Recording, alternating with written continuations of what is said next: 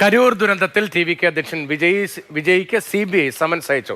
ജനുവരി 12 ഡൽഹിയിൽ CBI ഓഫീസിൽ ഹാജരാകാനാണ് നിർദ്ദേശം നൽകിയിരിക്കുന്നത്. KB ശ്രീധരനുണ്ട്. ശ്രീധരൻ, വിവരങ്ങൾ പറയും.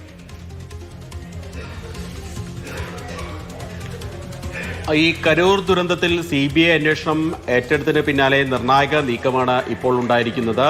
വിജയോട് ചോദ്യം ചെയ്യലിന് ഹാജരാവാൻ നിർദ്ദേശിച്ച് സമൻസ് നൽകിയിരിക്കുകയാണ്. ജനുവരി 12 തീയതി ഡൽഹിയിൽ ഹാജരാവാനാണ് നിർദ്ദേശം.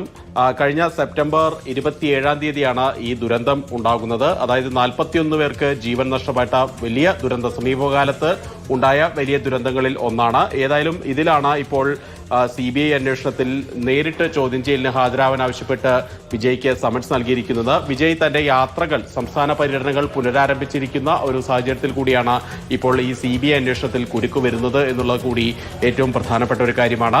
ഈ കേസുമായി ബന്ധപ്പെട്ട് സംസ്ഥാന പോലീസ് നടത്തിയ അന്വേഷണത്തിൽ നിരവധി ടി.വി.കെ നേതാക്കൾക്ക്, പ്രധാനപ്പെട്ട ജനറൽ സെക്രട്ടറി സ്ഥാനത്തുള്ള നേതാക്കൾ ഉൾപ്പെടെയുള്ളവരെ പ്രതിയാക്കി പോലീസ് കേസെടുത്താണ്. ഇതിന്റെ വിവരങ്ങളെല്ലാം CBIക്ക് കൈമാറുകയും ചെയ്തിരുന്നു. ഏതായാലും ആ CBIയുടെ അന്വേഷണം ഇപ്പോൾ ദ്രുതഗതിയിൽ മുന്നോട്ട് പോകുന്നതിനിടെയാണ് പാർട്ടിയുടെ തലവൻ തന്നെയായിട്ടുള്ള വിജയ് കൂടി ഇപ്പോൾ CBI ഓഫീസിൽ ഹാജരാകാനുള്ള നിർദ്ദേശമാണ് വിജയ്ക്ക് CBI നൽകിയത്.